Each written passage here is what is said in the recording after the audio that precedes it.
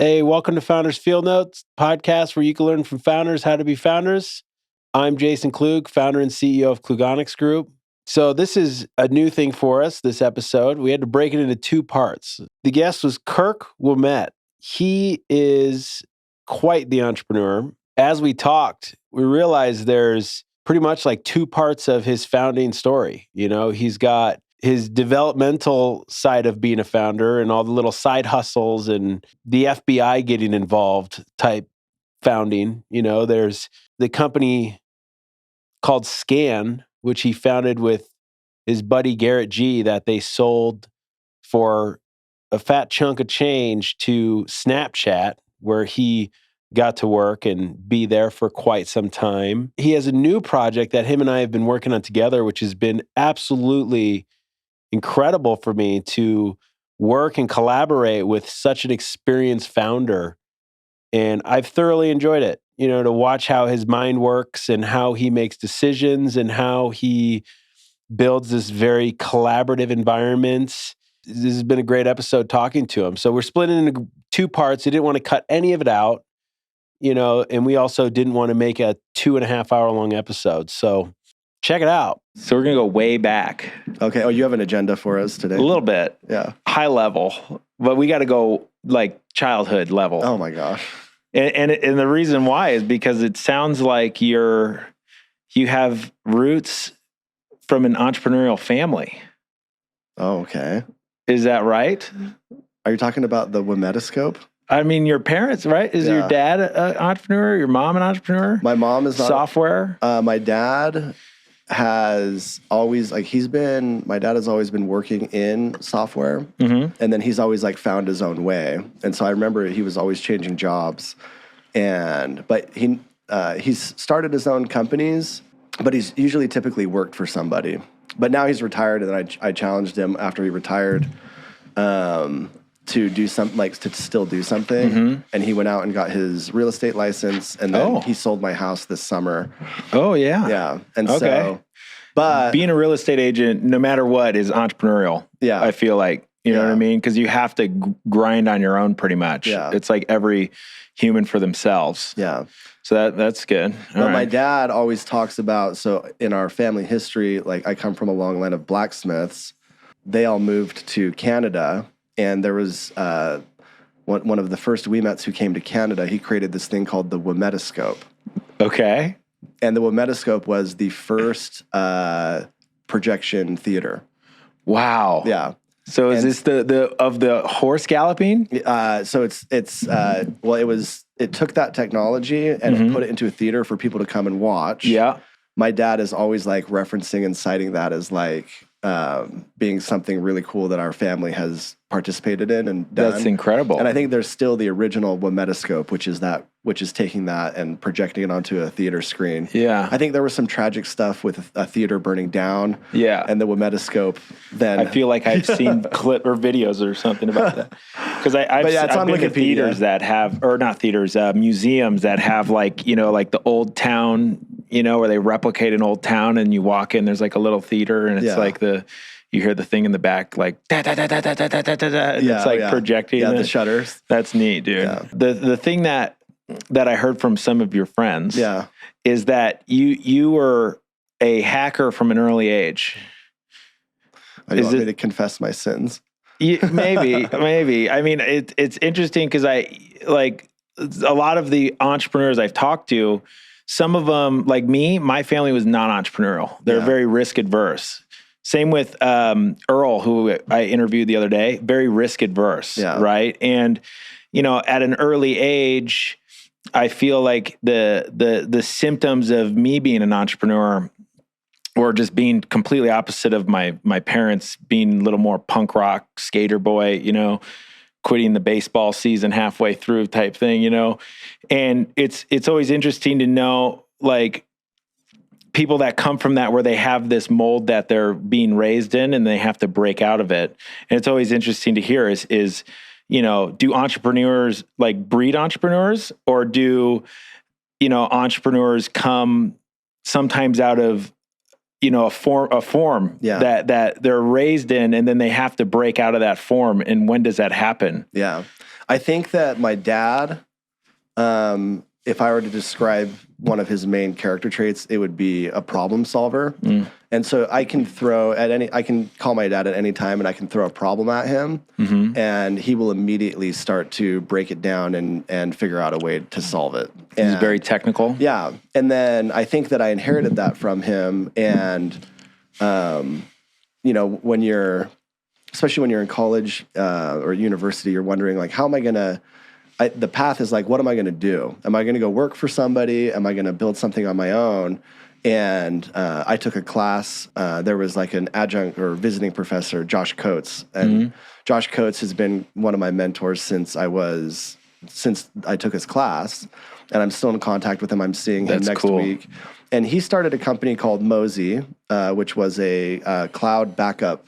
It was like it runs in the Windows tray and it backs up all your files, like kind of before Dropbox. And then he sold that. And then after that, he created, with some students from this class, a company called Instructure, which is now a publicly traded company. Wow. Yeah. And that's incredible. Yeah. So Josh was like, there is a pattern and a proven path to raising capital and selling companies, and it's formulaic. And so, well, oftentimes when you think about creating a company, you're like, if you have no experience in the space, you're like, where do I even start? How do I begin? And then to have someone like a coach effectively be like, this is every single step on how to do it. Here's what it means to get a term sheet. Here's how you negotiate a term sheet. Here's the value, or in patents, here's how you should approach and manage your lawyers. Here's having that taught in a class was basically the most valuable class I ever had. Yeah. And that's incredible. Yeah. So I messaged him a few weeks ago for this new company that we're doing together. And I said, hey, the last time I took your class, you taught me how to build a venture-backed company. And 3.5 years after we started, we sold it for $54 million. And this was Scan. And then I messaged him and I'm like, I want to create a $10 billion company. And you're already in that sphere now, but I need to come back for another lesson. That's great. Yeah. And then he was like, let's get lunch. That's awesome. I mean, Scott's like my mentor. And the formula I learned from Scott was a bit different than the formula I have to learn now, except for the fact that he taught me. I did learn the B2B side of things from him, but the consumer product side of things, I kind of had to figure that out trial and error. But I agree, that's the formula that I've become specialized in is the direct to consumer product space. In creating brands and stuff, and I totally agree. So when I look at it like an investment opportunity, you look and see how in that list of things that they need, how many of the boxes have they checked to where they're at and what gaps they're missing. And as an investor, can I go in and fill that gap for them? And then it's a good investment, right? Or are they talking about how they're going to fill that gap? And they know they're aware of it and that they're moving forward and going to figure out how to fill it, I think when I think about Scott, and I mean, I love the history that you have with him in the first company, Armor Active. Even though you thought I was a total asshole to him at first. When you got to know that's just normal for us. I feel like Scott's method is like the velociraptors in Jurassic Park, where they basically jump at the electrified fence at all these different angles. I think that there's no formula being followed. It's just like, I'm going to jump at the fences, and as soon as the electricity's off, I'm busting out. And then I think that the Josh Coates approach to entrepreneurship is more surgical. Like here is like a very clean path. And so I'm excited to partner with Scott because I get the velociraptor energy, but then he gets this surgical precision. I think that those two things combined is what make it work. And that's where I'm kind of a little bit of both. I feel like at the first I was too much like Scott and I didn't have enough of the surgical supporting me. And I had to learn the surgical side of it. And my wife was a big part of that because that's how she is. She's very like, well, tactical. Ready, aim, fire. Let's make sure we got this. What about this? What about this? And then, so I learned that with Durai. And then now if I try to surround myself with those surgical mindsets. Yeah. And I'm a little bit surgical myself, but I think that's a great balance. So when I meet with Josh, formulate a $10 billion business, of course. When I meet with Josh, I'm going to say, what are the set of principles that differentiate a company that's worth $100 million and a company that's worth $10 billion? And my intuition tells me that there's going to be a lot of overlapping. But then I also think that there's going to be some really strong differentiating features between a company that can grow from that scale up to 10 billion. Yeah. And then I want to identify what those are and then be surgical about it and then let Scott jump at the fences along the way and create all the serendipity that he does. Yeah. So. Yeah, and it's funny because that part of that, one of those fences is you guys were in a meeting with my competitor. Yeah. And I'm texting Scott, like, why the hell are you in a meeting with my competitor right now? Yeah. And then thankfully you guys came over and we met again and shifted that direction, got to work together. So I'm very happy with that. Yeah. Yeah. But that was a fun meeting. Yeah. Where Scott he just has no filter and he was like, what makes you better than everyone else? And like, you guys are a dime a dozen. It's like, all right, well, let's be nice here, Scott. No wonder why they never gave you a proposal. So then do you have a software background then? Is that right? You're a hacker? Yeah. So if we want to talk a little bit about my dad more, which is fun. When I was like 13 years old, my dad had got me a computer.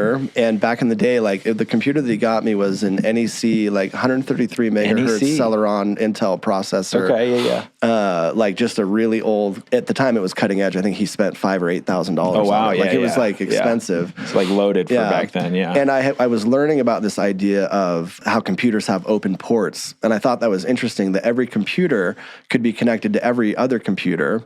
And one of the common things that was happening at that era of the internet was file sharing over FTP, which is this file transfer protocol. And so if I wanted to share stuff that I had downloaded to you, I would install an FTP server, which would open on port 21. And then I would share a portion of my hard drive. And as long as my computer was on and the internet was connected, you could connect to me and download whatever I had. Yeah. And that was the original, one of the original forms of file sharing. So I wrote a script that would scan every IP address on the Comcast network. And what it would do is it would just connect to it, to the IP address, and then see if port 21 was open. And if port 21 was open with anonymous credentials that would let you log in, then I would log that and say that's an open computer that I can connect to. What? So wait, they didn't even have YouTube back then. How did you learn to do this? It's just like you're just tinkering, you know? Wow. And so I let the script run overnight, and when I wake up, I'd scanned like 1.5 million IP addresses, and I had a list of 40 computers that were open and available, and then I just started logging into their computers. Yeah. And so the first computer that I logged into, I'm like browsing around, and I go to like the My Documents, pictures, and I'm like, well, let's see who we have here. So I start downloading their family photos, and I'm like, who? And I was like, just start downloading stuff off of their computer. I'm like, why would they have port 21 open and their entire hard drive open? And so I'm downloading stuff and connecting to them and just being like, this is interesting. Other computers are open, and I can see all their files. And then I come home from school the next day and the internet's disconnected.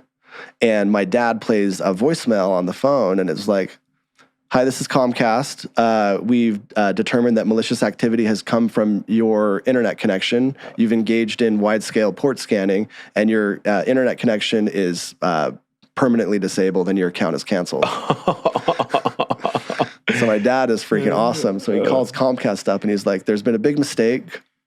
We had open Wi-Fi, and anyone can connect to our Wi-Fi, and so a hacker must have connected to our Wi-Fi and done this. Yeah. I've changed the password. Yeah. Can you please reinstate our internet? Yeah, there was an old Ford Explorer in front of our house for a few hours the other day, and I was wondering what he was doing, and now we know. Yeah. Thanks for helping us figure that out. And then the internet came back on the next day, and my dad was like, never do that again. I'm like, well, right. that's so that's so you get a taste of what computers can do. Yeah. So here's what's interesting is then I'm in college, and I was just learning how to code websites, and there's a game called Warcraft 3. Yeah. And if you wanted to be able to play a game of Warcraft 3, you had to open up a port on your computer so that other people could connect to you and play the game. Okay. So I created a website that would let you check if the Warcraft 3 port was open.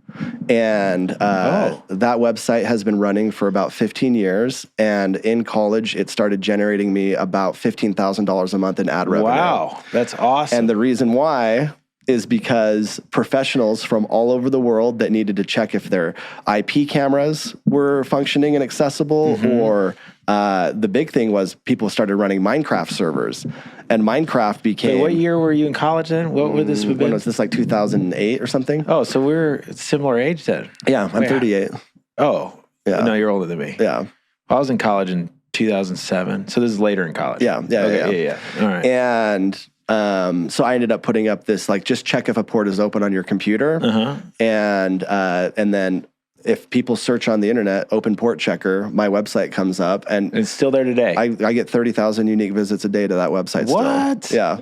I didn't know that. Yeah. So is that like your first company then, would you say? No, when I initially started working, I was working for a company that was a reseller for AutoCAD software. Which one? Like Go Engineer or something like that? The company name is ProSoft. Okay. And so I was working for them, and they were paying me $16 an hour, and I was building computers from the raw components that we were ordering, and then I was delivering the computers to clients. Okay, so you're making like CAD machines. Yep, exactly. Yep. Yep. Like that beast right there. Yes. Yeah, cool. And then I would go and service them and pick them up and fix them and deliver new ones, and that was my job. And then there was some downtime, and in the downtime, I was teaching myself how to program. And I programmed a website. I had this idea of, like, whenever you build a new computer, you can pick from the default backgrounds that Windows provides, which is a limited set of images. And I'm like... The green hills with the blue exactly. sky. Yeah. And I'm like, I want to be able to create a website that was similar to Dig or Reddit,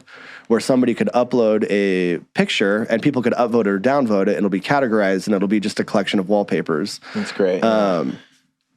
And this had already been done, but I was like, I want to do it, and just for the fun of teaching it to myself. And so I built a website called Social Wallpapering.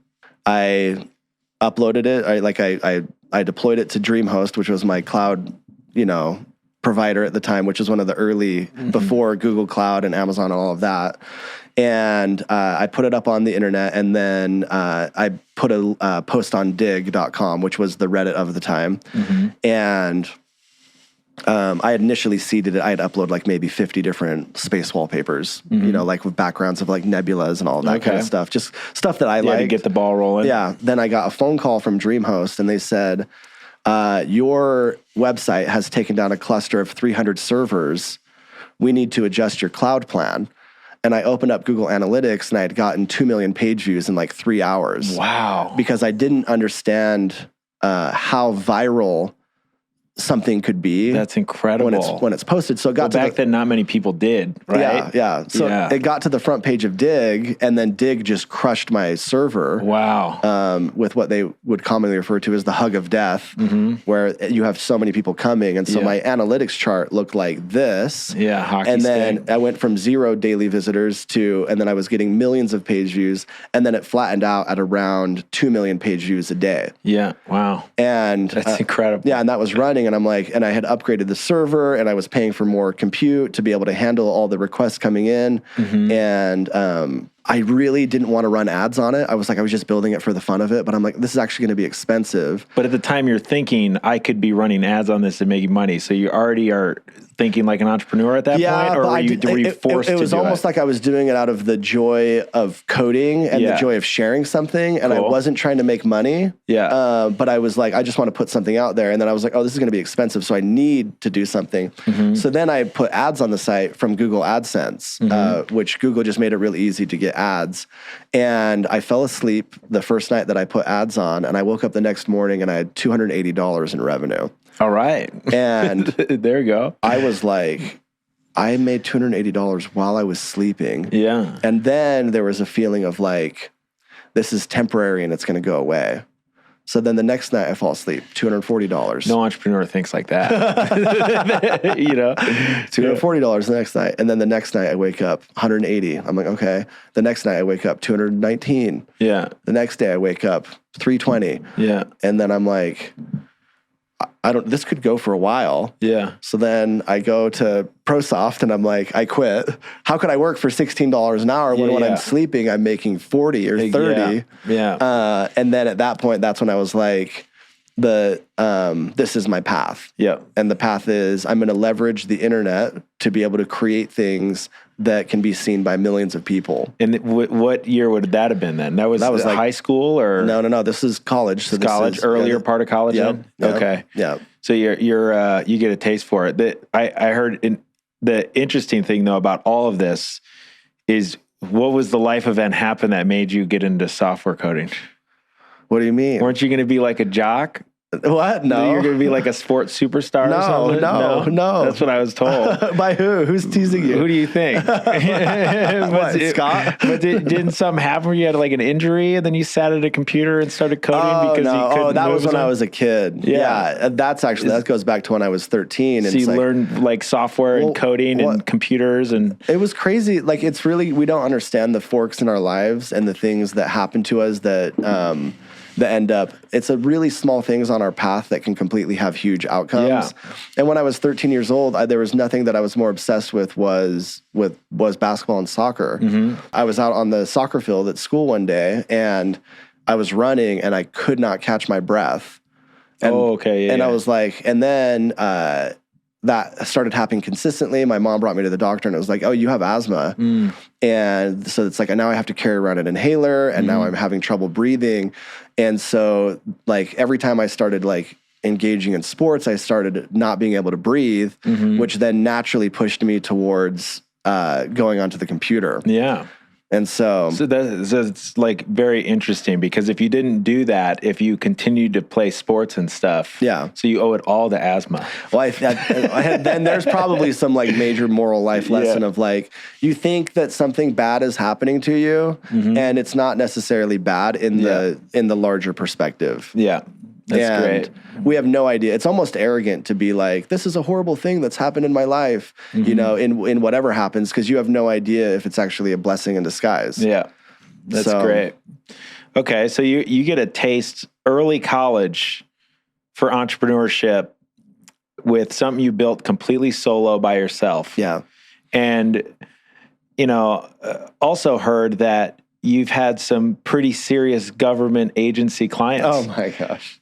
Talk to me about this. Are we going back to the hacking stuff? No, this is more like, when did this happen? Oh, yeah. The FBI? Oh, maybe? Yeah. I've had a couple interactions with the FBI. Yeah. The last one was positive, and it was, so I created this website that would let you check open ports, but then I started adding a lot more power to these tools. And one of the things that I was obsessed with was this idea of creating a mapping between an IP address and a physical location. And it was like, oh, if I type in your IP address of your computer, I can create a tool that will show me on Google Maps the region where your computer is. And I thought that was so interesting because then you could go to a website and you could be like, where is reddit.com, where is dig.com? It's like San Jose, California. Oh, interesting. I'm actually sending electricity and information 1,000 miles away to San Jose and it's bouncing back within 200 milliseconds. And like it's like when you're sitting in a computer, there's just this abstraction in a web browser and you have no idea that your little computer is literally talking to computers all over the planet instantaneously. So I created this tool called the IP geolocator. And you would type in an IP address or a website and it would tell you where it was. So one day I get a $5,000 donation to my PayPal and it's from the FBI. That's crazy. And I get an email and it was some manager at the FBI and he said, hey, Kirk, I just wanted to thank you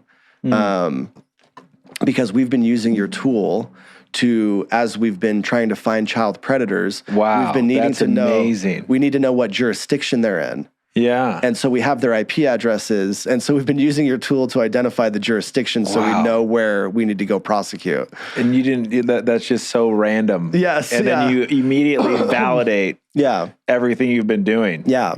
And that's incredible. That to me goes back just to the idea of a lot of being an entrepreneur is just showing up and building something. And it's like, I had no idea that my little open port checker for Warcraft 3 was going to be used by like IT professionals globally. And I had no idea that the FBI was going to be using my fun little tool to look up IP addresses and where they're at. You don't know. Yeah. I had no clue that my wallpaper website was going to get to the front page of Dig and then send millions of visitors my way and then emancipate me from hourly wage slaves, like wage slavery. I didn't know that. That's incredible. And so just building something and putting it out there, I think, is the hard part. And that's probably in my DNA.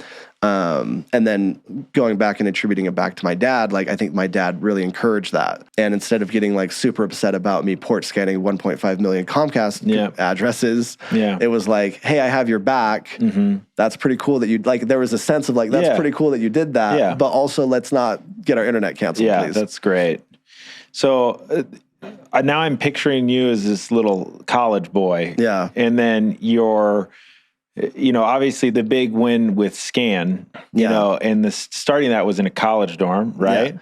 So are you sitting there at a computer and Garrett walks in the room and goes, "Hi, I'm Garrett." Yeah. What are you working on there? So what happened is I was starting to feel pretty good because I was making anywhere between $200 and $500 a day as a college student doing nothing. In a college dorm. Yeah. And that's amazing. There was also a group at college called the Web Startup Group, and the Web Startup Group would talk about all of the different websites and how to build websites and do all of that. So I was speaking there one day, and I was showing everyone graphs of like the traffic coming to my website and telling this same story I'm telling you. Yeah. And Garrett G was in that class, and he was in the industrial design program, and he had an idea because he was doing design for the soccer team, and he had just seen this idea of QR codes, and he was like putting QR codes on posters for around campus, and he thought it was so cool and magical that you could hold up your phone to something and then get something digital on your phone. And so Garrett was like, after I presented, Garrett came to me and he's like, "Hey, can I come over and I want to pitch you on an idea." And so the thing that I would do is I was always on my computer, and then my girlfriend, who is now my wife at the time, would just be laying on my bed watching TV. And so Garrett came in, and he had... so it was you sitting in the dorm and Garrett walks in. Yeah. And so Garrett walks in, and I'm just on the computer, and then Garrett's like, "Let me show you this idea." And he was like, "I want to create a website that lets you make QR codes. And then I want to create an app that lets you scan them." And I was like, that website should probably take like 20 hours. Like making and generating a QR code is not difficult. Yeah. And I was like, the thing that I'm not experienced with is building apps though. And then he was like, "No worries. I found a guy named Ben Turley." And Ben, I've met Ben. Yeah. And Ben can code the app for us. Cool. And so, you had a mini team there. We had the team. Yeah. And I created the website, and Ben created the app, and Garrett designed everything. And we put it on the App Store, and within the first week we posted it. We had 100,000 installs the first week. Wow. Well, I was probably one of those. Oh, really? I remember when I got my first Android phone from like my first smartphone in college, Scan was one of the first apps I had got because I thought QR codes were neat. Yeah. And I had the little red icon. Yeah. Yeah. So that's interesting. Yeah. And at the same time, I was taking a class by Josh Coates, which is how to create a venture-backed startup. Awesome. So then I go to Garrett. And serendipity. Yeah. And then I go to Garrett, and I'm like, we're not making any money. We have no ads. Like we just had built this, and we're getting a lot of traction. Let's go see if we can raise money. It's interesting because kind of like Josh Coates teaches me, it's like, there's always going to be these steps, and you just find the steps and you can reproduce them in whatever domain of expertise you have. So Garrett was like, one of Garrett's superpowers is just the ability to present, which is like why he's so famous on YouTube and Instagram now. And so I was like, let's go do a bunch of business plan competitions and see how we do. So we submitted ourselves to like 3 or 4 business plan competitions. And we went down to Rice University and participated in the largest business plan competition in the US. And we won a couple awards. That's great. And then I was in line for the lunch at the event, and there was a lady behind me. Her name is Rachel, And she tapped me on the shoulder and she was like, I loved your presentation. I would love to introduce you to my boyfriend who invests in companies in San Francisco. I was like, got her number, like got all of that figured out. And then I was like, Garrett, let's use some of the prize money to fly to San Francisco and let's meet him. Yeah. And so we ended up flying out. And from that one fly out, we ended up meeting maybe like 5 different investors and we showed them what we had and what we were college building. Kids. Yeah. So that's like thinking about, that experience at that age is crazy. Yeah. And a critical person that we met is we met this guy named Ariel Puller. And Ariel was just kind of like a legend in San Francisco for like finding and backing seed stage startups. I remember like we had no idea, like even though I was taking Josh's class, we had no idea on like how to ask for investment money. And so we met with Ariel and I was like, we're thinking about raising $500,000. Would you like to invest $500,000 into our company? Like not knowing, like, is he a billionaire? Like I don't know how much money this is to him. Like, well, I don't even know the right words or whatever. Yeah. And he's like, I think that $500,000 is not enough for you guys. I think that you guys need to raise $2 million. Just so you know, that's not how it works. Like I'll probably put $100,000 in as an angel check. Yeah, and he sets your valuation. And then I'll get you introduced to the VCs that you can go meet, and then you can see if they'll put in a larger amount of money. And so then we just followed that formula. We met with 40 different VCs. We got rejected by 30 of them. 10 of them were in. Wow, it's just a numbers game. That's a good.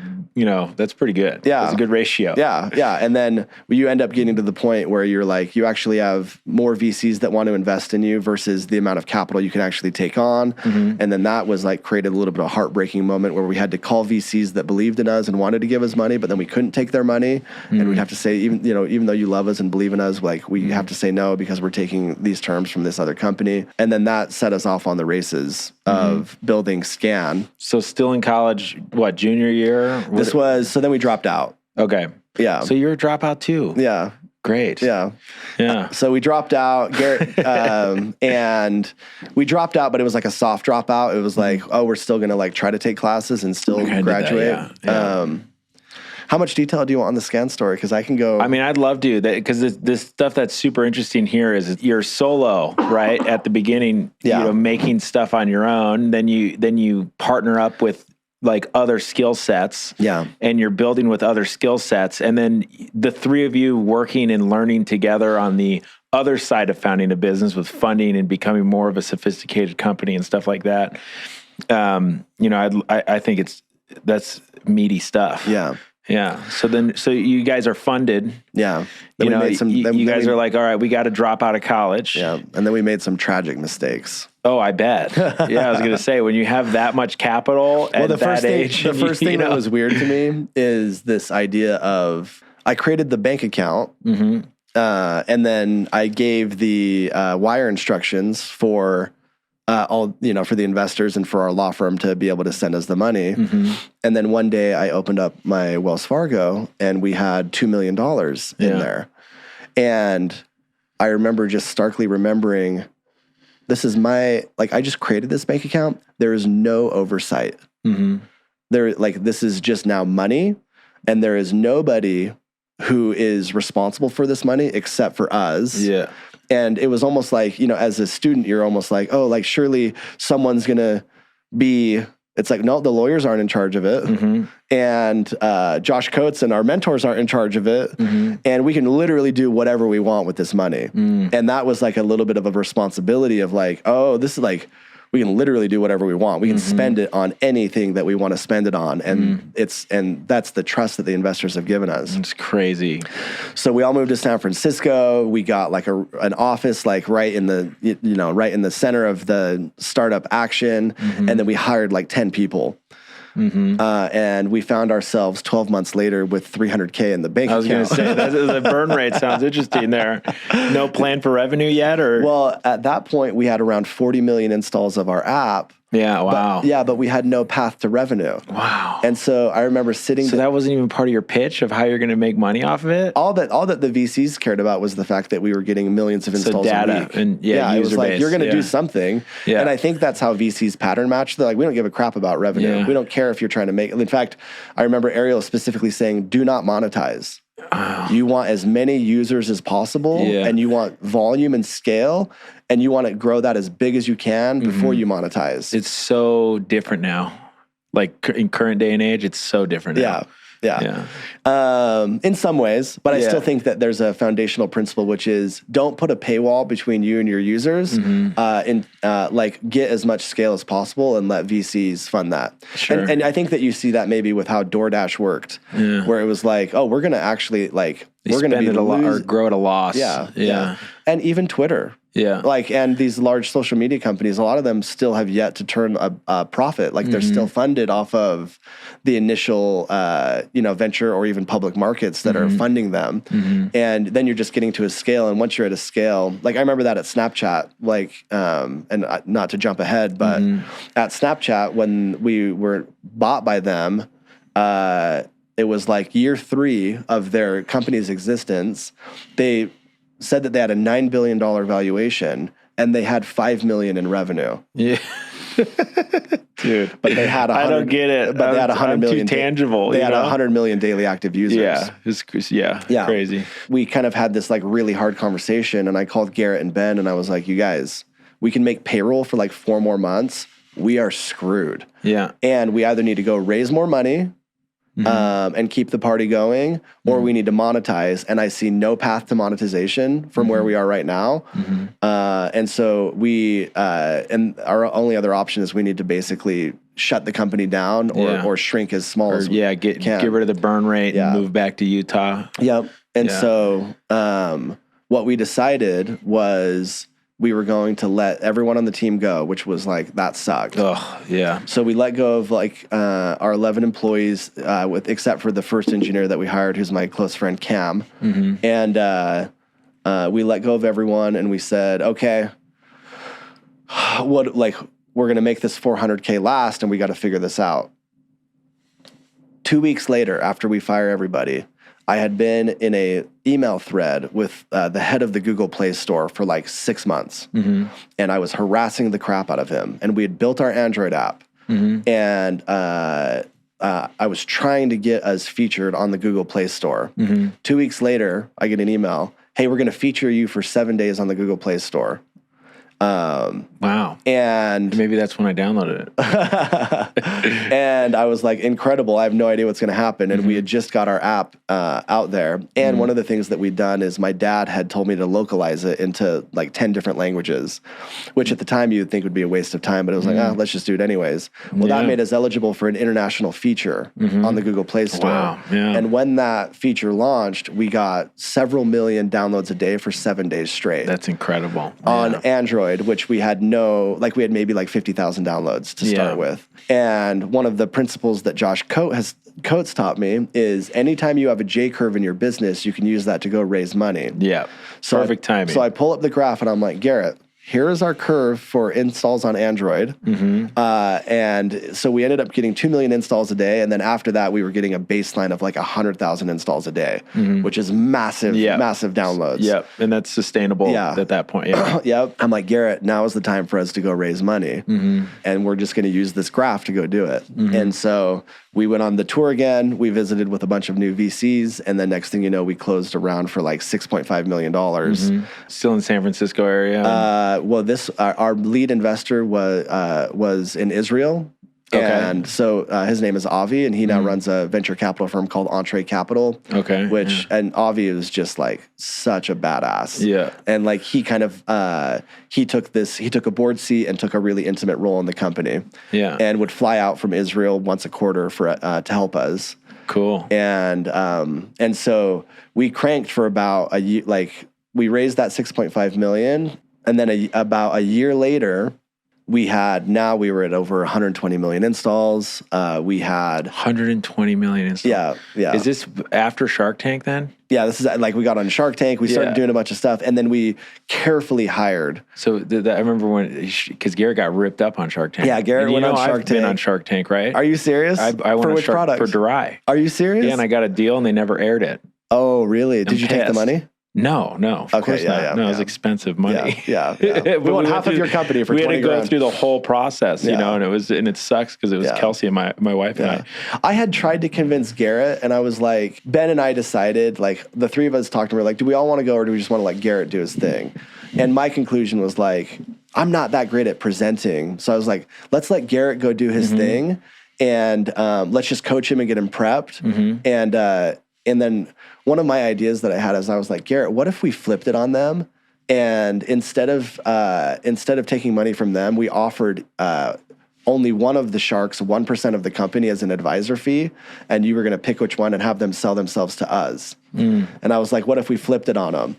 And Garrett was like, ooh, I could maybe do that. And then when they were prepping for the show, they were like, this is the exact formula that you follow when you're on the show. Did they do that with you? Kind of. I think, I mean, I was on season 11.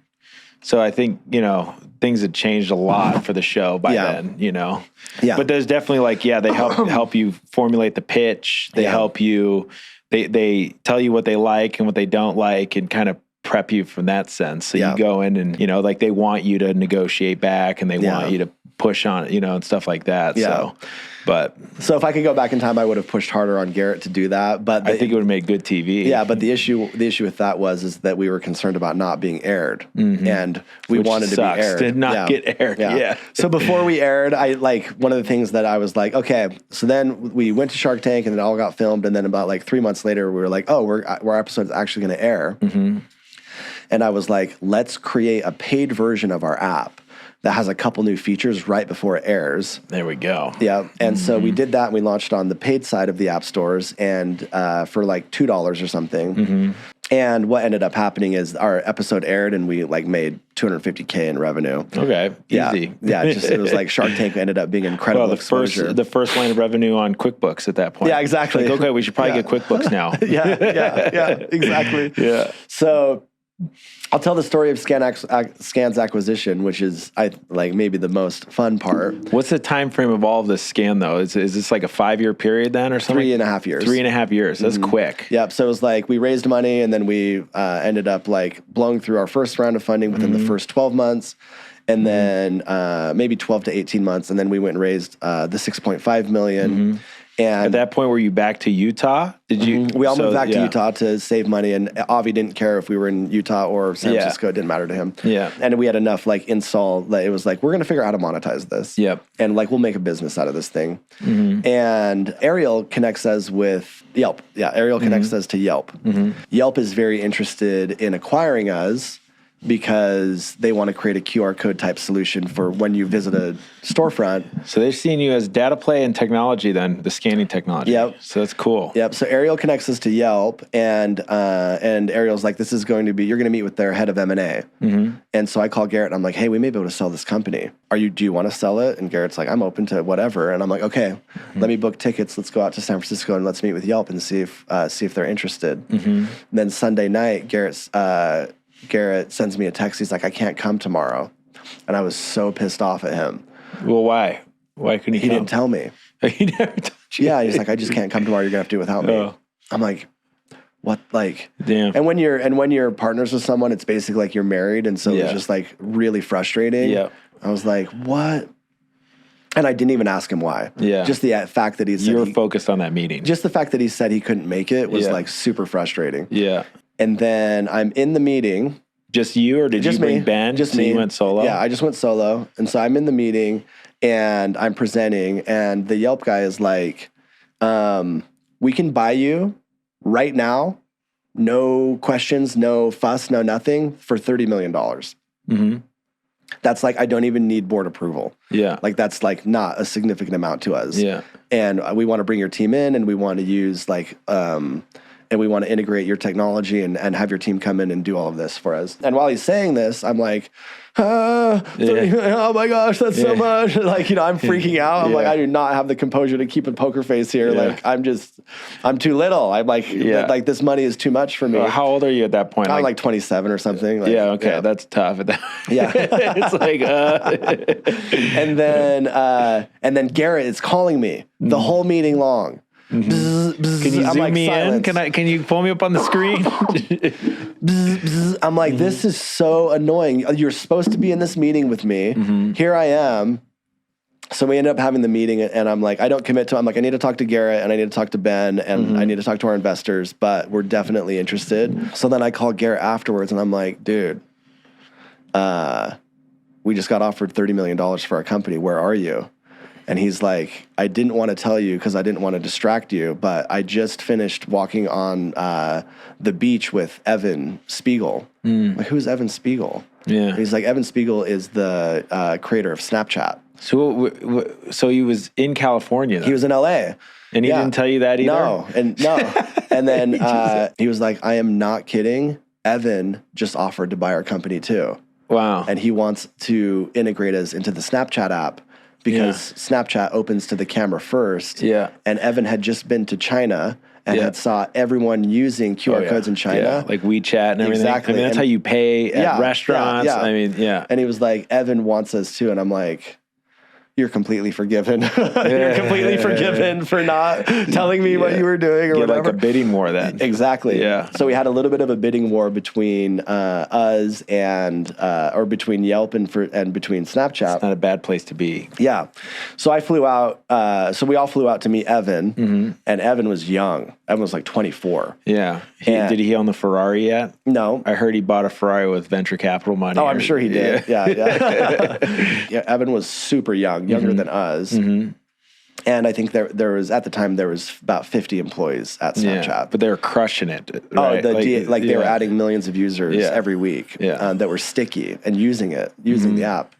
And I met Evan, and just in my first meeting with Evan, I was like, it will be so freaking fun to work for him. Like, there's just a completely different energy. And then his whole, like, it was like pretty gross as far as like private chef, like, like morning, breakfast, lunch, and dinner is all prepared for you.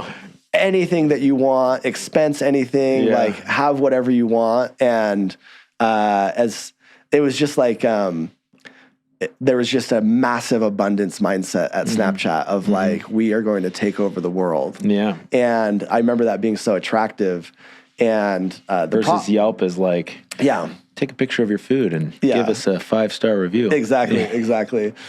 We start diving into it, and we start modeling what it looks like for our company to be acquired. And Avi had not screwed us, but Avi had put a term in his investment in us.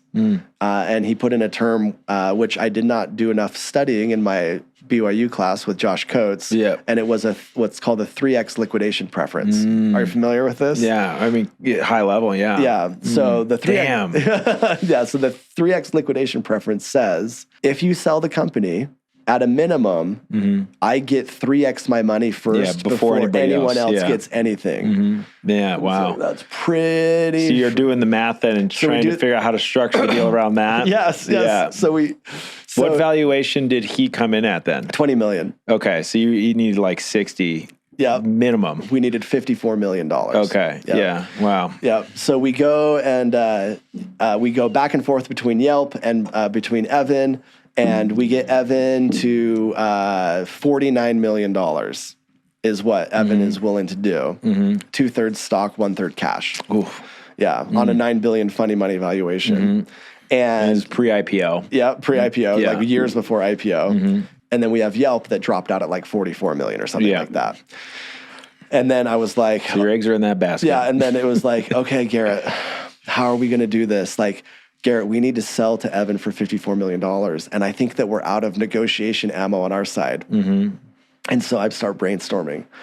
And I'm like, okay, here's everything I know about Evan, and here's everything I know about Garrett. And Garrett was kind of like leading that relationship. I was managing the Yelp side, he was managing the Snapchat side. And I was like, I think that Evan is a freaking psycho. Like, he is a young kid and he does not care about money or anything. And so I think that he's just in that world of anything goes with him. But I'm like, we need something to barter with. And the thing that I knew about Evan is he wanted speed. He wanted quick, what mattered to him the most. I want to get the deal done. I want you guys here. I want you working now. So I was like, Garrett, can I propose something for you to propose to Evan? And he's like, hit me. And I'm like, okay. So right now, you're a senior at BYU. He had gone back to BYU because he wanted to play soccer. Oh, I remember You're the captain of the soccer team. Okay. And that is a precious life experience. Can we use this for bartering? And I said, can you call Evan and say, I'm the captain of the soccer team in my senior year. I am willing to leave the soccer team immediately, not finish my year, fly to LA and work for Snapchat and bring my whole team out if you agree to sell to us for $54 million. $5 million more than we last talked about. And then Garrett just paused and he was like, what if he says yes, then I'll have to do that. And I'm like, is the last two months of your soccer season worth $5 million? And he's like, and I'm like, you just have to do it. Like, you have to do it. It's not worth, like, that is an obvious trade. Like, just trade it. It's a good hourly rate. So then I hang up and then Garrett calls me back 5 minutes later. He's like, Evan said yes, and we're flying out next week. Wow. Did you take you in a jet? No, we just flew out Southwest or whatever. Wow. That's incredible. This is from the first conversation with Yelp to that. What was that time frame? Oh, like 3 weeks. That's crazy. Yeah. So very intense 3 weeks. Oh, so intense. Not even paying attention to the app. What app? All of the legal calls and all of that. And then I remember, like, our lawyer, it was like the bill from the acquisition lawyer was $450,000. Wow. And it's just like, oh my. Damn. Yeah. It's just like, oh, there's a lot. It's like, and that's the thing, is that when you're going to sell a company and you're engaging in one of these large transactions, like everything is in the air, and money and capital and all of that start getting really what if it fell through? What's that? What if it fell through? It would have just been heartbreaking and devastating. And like, so there goes all your liquid capital at the time, and that's intense. But that's great. But that was one thing that Josh Coates did teach us, which is, if you're in talks of getting acquired, don't talk to anyone on your team about it. Yeah. Because it's too much of an emotional roller coaster. Yeah. Just keep it amongst the... I mean, I watched Scott go through it with Armor Act, obviously a much smaller deal, but I remember he didn't talk about it that much, but one time him and I were at a Taco Bell, the one that's right out here, actually, driving through the drive-thru, and he told me about the whole thing. And that was the day I was like, then I'm quitting and starting my company. Yeah. Give me some of that money. Yeah. And he did. Yeah, he did. And he backed you. Yeah. And now we're here, which is incredible. But that's a awesome chain of events. Yeah. So the deal closes, and there it is.